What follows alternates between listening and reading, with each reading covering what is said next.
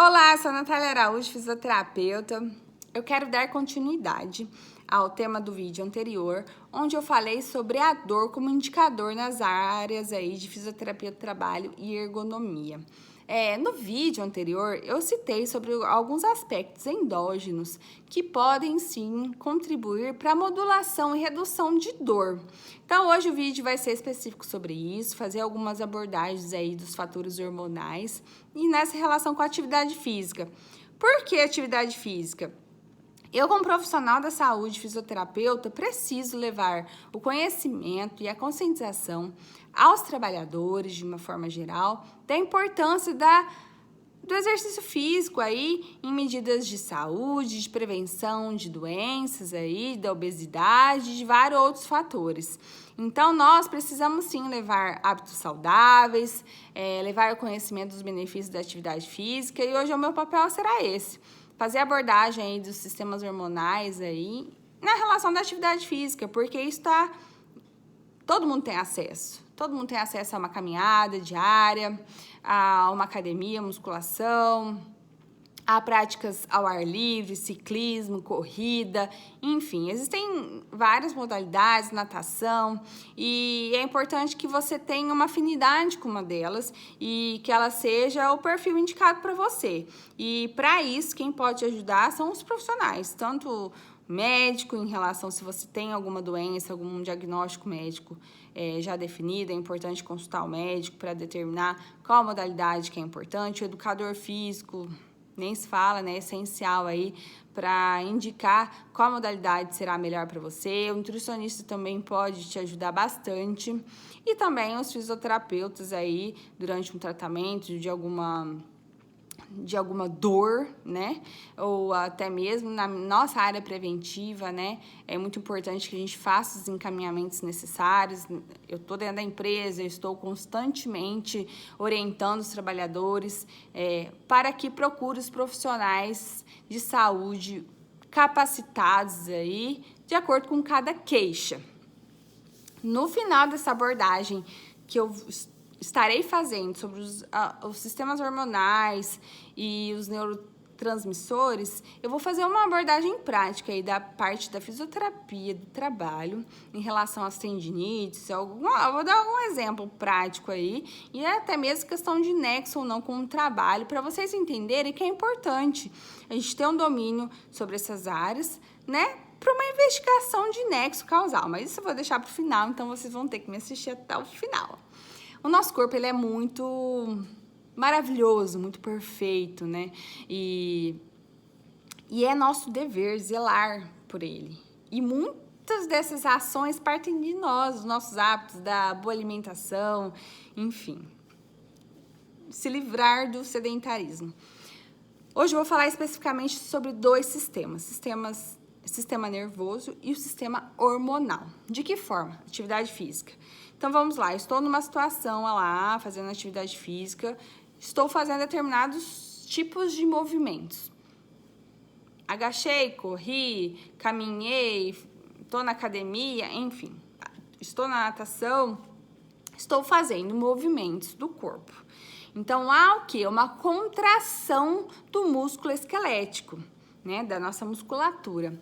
E essa contração constante e frequente durante a prática da atividade física faz com que haja também contração de músculos, de órgãos, musculatura lisa. E esses órgãos estimulados fazem com que sejam acionadas as glândulas que irão ativar esses aspectos hormonais. E de uma forma geral, vou falar sobre dois tipos de glândulas aí. As exócrinas, que são glândulas que secretam hormônios, por exemplo, substâncias que nós podemos observar na atividade física, uma sudorese, por exemplo. O suor, estou fazendo uma atividade física, a glândula sudorípara vai ser ativada e estou vendo o suor do meu colega que está ali na frente fazendo a prática da atividade física. Isso é uma glândula exócrina. E as glândulas endócrinas, que é o que eu venho falando, o que nosso corpo produz internamente, que a gente não consegue ver, mas que acontece essa maravilha internamente com a ação da atividade física. E eu vou estar falando sobre isso. Por exemplo, o que são os hormônios? São substâncias químicas aí, secretadas por células especializadas, né, que fazem com que são secretadas na parte do sangue, né, no sistema linfático, de órgãos, que geram um mecanismo de resposta do nosso corpo. E essa resposta pode ser tanto fisiológica, como também psicológica. E é por isso que eu vou falar um pouquinho sobre alguns hormônios importantes, como também de neurotransmissores, mas é claro que são vários. Eu vou focar em alguns porque eu quero mostrar para vocês que esses fatores endógenos contribuem sim para um bem-estar, para uma satisfação, para o equilíbrio de taxas metabólicas aí. Por exemplo, a atividade física, ela vai gerar o quê? Respostas hormonais e que vão influenciar esses fatores que eu estou falando com você. Por exemplo, fisiológica. Quais alguns benefícios aí da atividade física para o nosso organismo, para o nosso corpo, de forma que a gente possa mensurar, né? Uma perda de peso. Então, quem tem o hábito de fazer atividade física vai notar uma perda de peso, uma perda de caloria, né? Através de uma perda de gordura, redução de medidas, vai ter o fortalecimento muscular, né? Então, a gente vai diminuir um pouquinho aquela flacidade ao longo de um período. É claro que comecei a fazer atividade física hoje, amanhã eu não vou ter um resultado desse. Isso é gradativo, progressivo, né? Quanto mais tempo você está exposto a uma prática diária de atividade física, maiores serão os benefícios. Então, permita-se ter esses benefícios. Não é em uma semana que você vai ter um resultado. Todos os resultados muito rápidos, a gente precisa duvidar um pouco e ter um pouco de cuidado. Então, assim, controle da pressão arterial, atividade física em benefícios fisiológicos aí, controla o quê? Diminui os riscos aí de doenças crônicas, a obesidade e tudo mais. E agora, uns fatores psicológicos. Atividade física constante, ela pode gerar o quê? Uma melhora da memória, da concentração, diminuição do estresse, o humor também pode melhorar bastante, principalmente se a gente tem uma rotina muito intensa aí no trabalho, se a gente tem esse hábito diário de fazer atividade física, ou uma constante aí na semana. Eu não consigo fazer todo dia, mas eu tenho uma frequência. 3, 4 vezes por semana eu faço uma atividade física. Isso controla os fatores de estresse. Que o estresse, a gente sabe que causa a liberação de hormônios também, como o cortisol, que em excesso podem atrapalhar aí a nossa saúde e qualidade de vida. Então, não é só atividade física, o nosso corpo em todo momento ele está produzindo, tá tendo essa interação, essa conexão entre sistema nervoso, sistema hormonal e o bom é a gente poder fazer a nossa parte aí para que tenha uma harmonia, um equilíbrio desses hormônios. E através de hábitos saudáveis, da conscientização, da atividade física, conforme eu venho falando, e tudo mais. Então, falando um pouco de questões de hormônio, um hormônio importante aí na prática da atividade física. Hormônio do crescimento, o GH, ele é um hormônio aí fundamental para todas as idades, principalmente para quem é criança, né, um bebê que está tendo o seu processo de desenvolvimento, né, seu crescimento, é importante esse hormônio aí, nessa fase de criança, de desenvolvimento. No adulto também é importante e com atividade física a gente pode ter um estímulo aí do hormônio do crescimento, que vai, por exemplo, eu faço musculação e eu quero uma hipertrofia, então o hormônio do crescimento ele é um fator aí que ajuda bastante, ele ajuda também na perda da gordura, e esse hormônio faz com que outros neurotransmissores, outros processos endógenos sejam aí equilibrados. Tá? A questão da endorfina, que muito se fala, endorfina, será que ela tem uma relação aí? A endorfina, eles falam que pode ser sim um fator aí de modulador na questão da dor, principalmente a dor crônica, que é uma dor que eu falei no vídeo anterior, que é mais difícil o tratamento, às vezes, dependendo do diagnóstico que se tem essa dor crônica, é uma dor que você vai aprendendo a conviver com ela, e você pode ter benefícios aí da atividade física, através da liberação também da endorfina, que promove a sensação do bem-estar, do alívio, né? E principalmente em atividades aí de mais impacto, você pode ter uma liberação maior desse neurotransmissor. As catecolaminas, a adrenalina, noradrenalina, então é importante para dar energia durante a atividade física, a adrenalina, né, que aumenta nosso batimento cardíaco, a noradrenalina, que vai aí deixar a gente no estado de alerta para a execução dos nossos movimentos. Então, são importantes aí fatores na manutenção desse equilíbrio entre os sistemas hormonais. A dopamina, eles falam que é o hormônio da felicidade. Por exemplo, pensa vocês, adoro isso, vou fazer a minha caminhada, vou aproveitar esse momento da caminhada para refletir sobre minha vida, para ter bons pensamentos, para fazer planejamento de metas alcançáveis, engajamento. Olha só, você está estimulando a esse neurotransmissor aí, que pode te dar essa sensação do prazer aí, dessa satisfação, dessa felicidade, quebra de rotinas, né? Sair da procrastinação através de uma caminhada.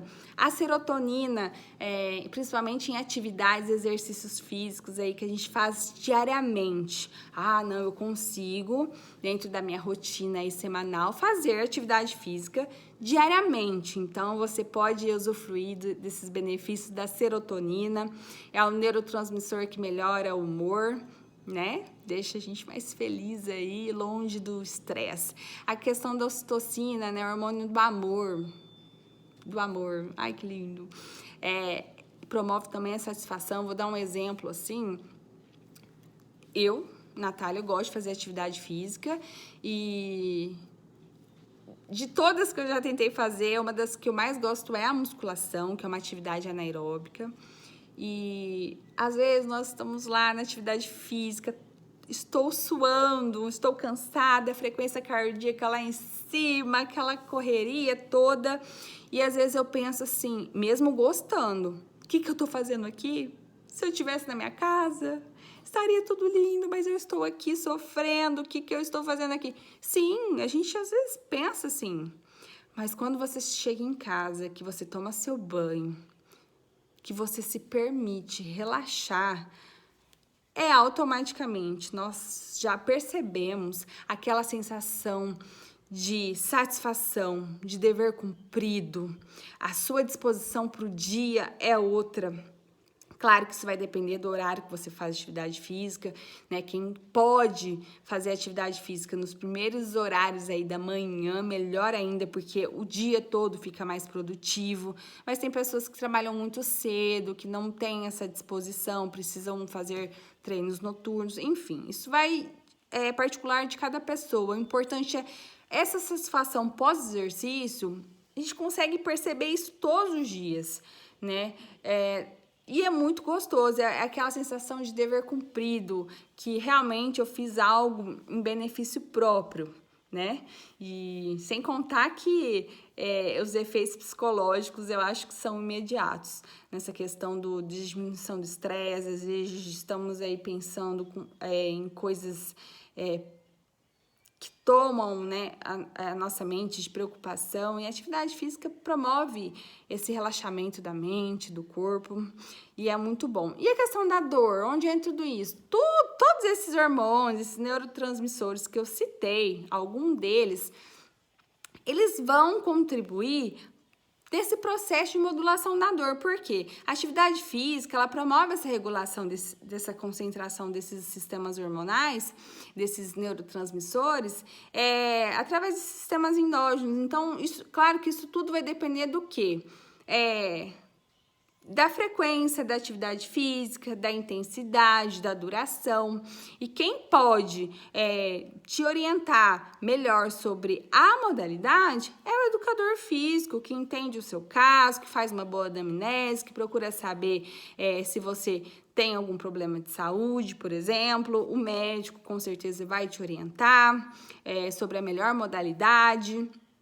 Tem situações, por exemplo, fibromialgia, como eu disse no vídeo anterior, que geralmente eles buscam atividades que visam mais um alongamento, um relaxamento, os benefícios da água, um pilates, né? Isso tudo precisa ser bem observado aí em termos de indicação. É claro que tem atividade física que vai ter uma produção maior de um determinado hormônio, outros nem tanto. Então, isso é muito particular e é bom ser observado aí de forma individual. Agora, eu vou dar exemplos de duas situações aí que podem haver alteração dos sistemas hormonais e que podem ser beneficiados com a prática da atividade física. Diabetes. Os diabéticos. Diabéticos podem fazer atividade física? Sim. Se você tem diabetes, se você faz um acompanhamento periódico com o seu médico, se você toma a medicação, faz o tratamento certinho, né? Você pode fazer atividade física. É só você alinhar certinho com o seu médico. Nutricionista é importante estar neste assunto aí, na determinação das modalidades, em qual alimento que é mais indicado antes do treino, depois da atividade física, e o educador físico.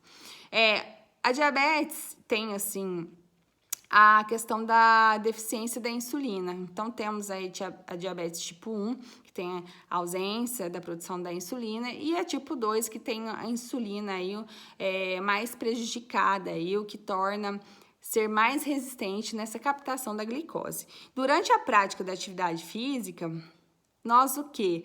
Nós captamos a glicose diretamente no músculo. Então, essa relação da insulina, ela não é tão importante.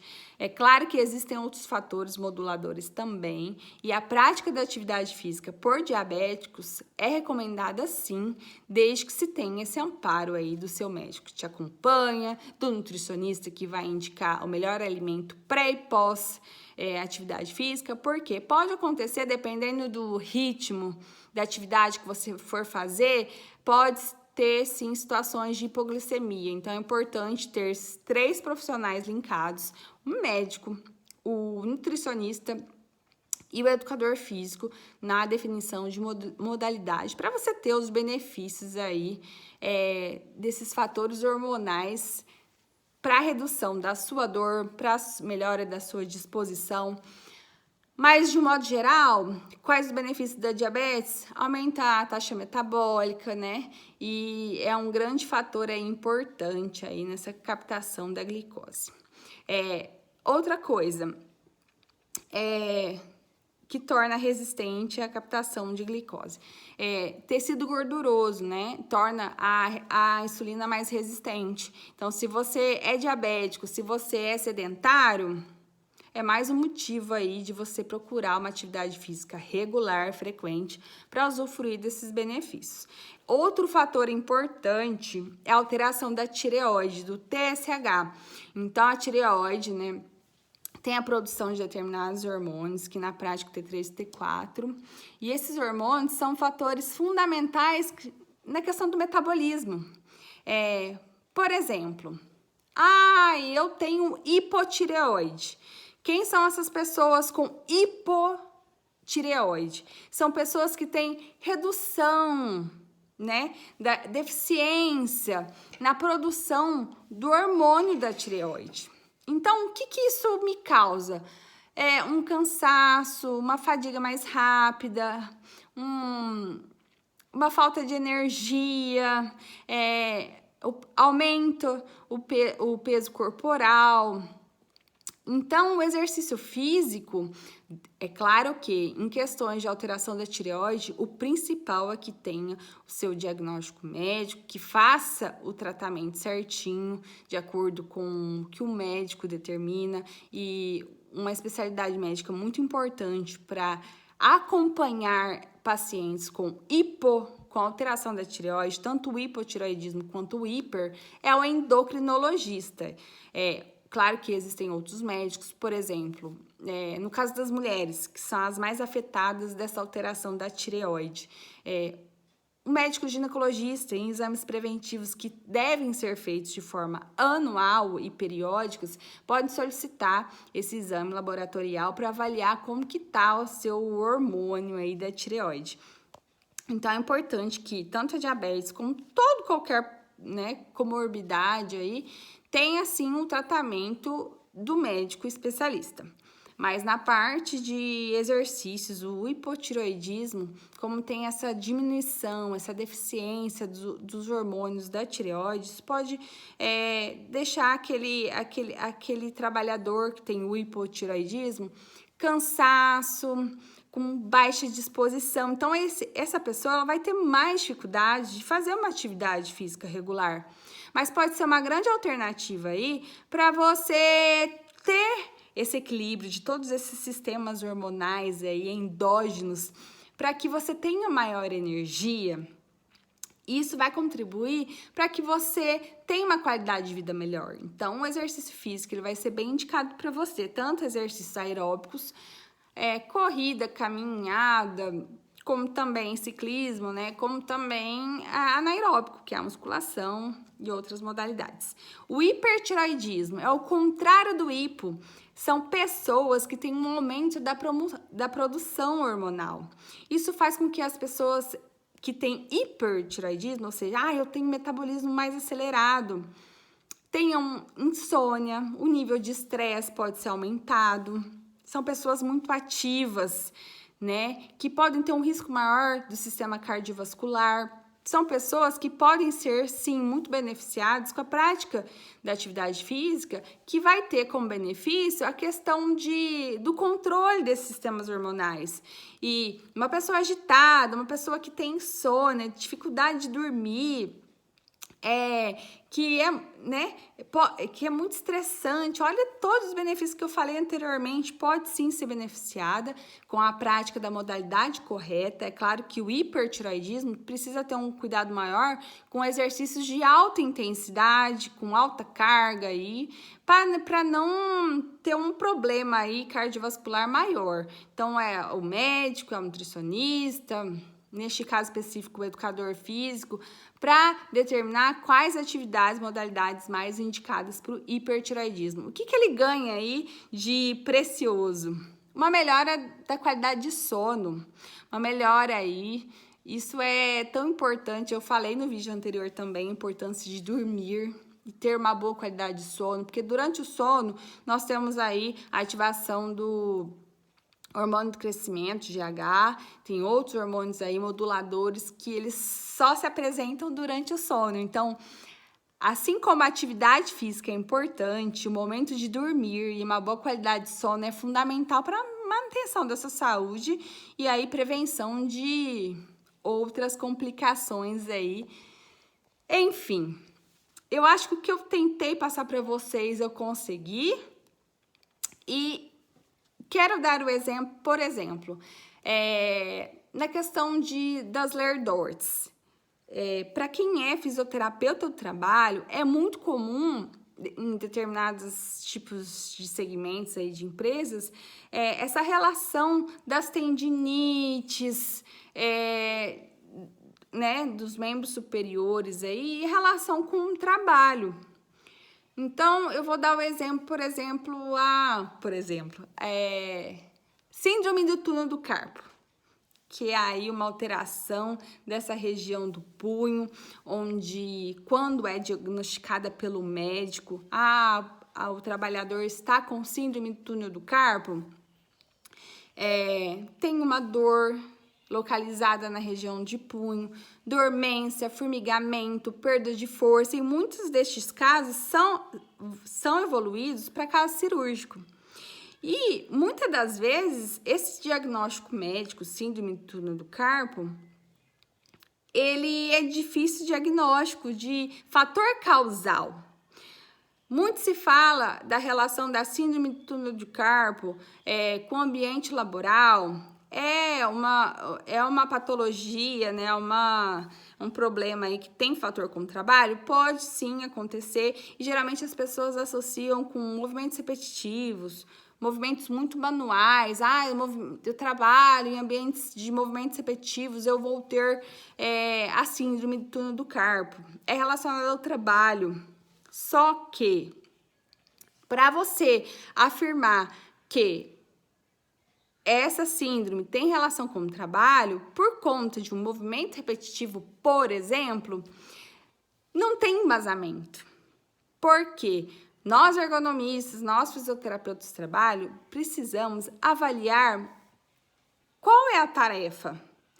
Esse fato de movimento repetitivo não é uma fonte geradora de síndrome do túnel do carpo, porque para isso nós precisamos avaliar outros aspectos. Assim como eu falei sobre a atividade física, é preciso avaliar se esse movimento repetitivo, como a intensidade, a duração, a frequência desse esforço, para ser, sim, um fator de nexo.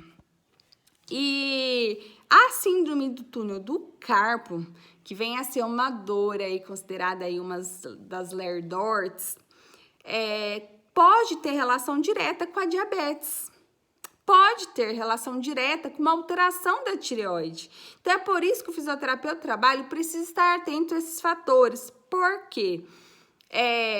Síndrome do túnel do carpo. Quais são alguns fatores aí que a gente mais vê na prática? Geralmente são mulheres. Geralmente é uma idade mais aí dos 30, 40. Pode ter o fator da menopausa envolvido. Menopausa, há uma diminuição dos sistemas hormonais. E isso, para a mulher, essa fase da menopausa é mais desafiadora.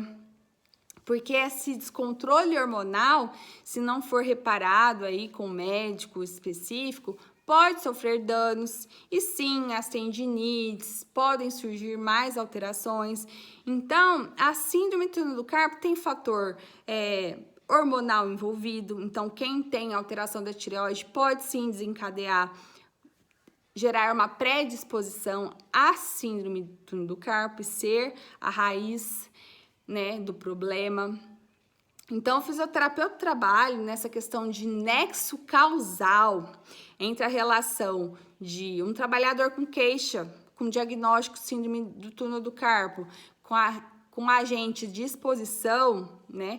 No caso, aí uma importante saída aí do fisioterapeuta avaliar e conduzir.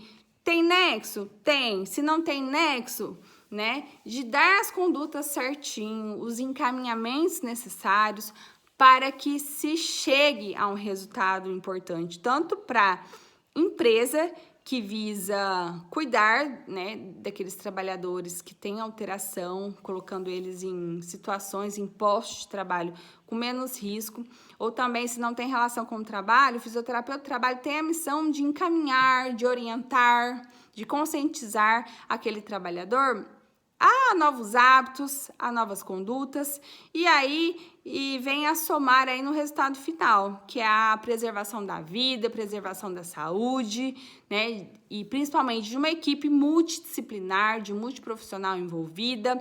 E é isso, gente. Desculpem o áudio longo, mas eu precisava falar sobre esse assunto. Eu espero que vocês tenham gostado. Se gostou, curte, sigam aí na rede, que é importante para mim esse momento. Obrigada, gente!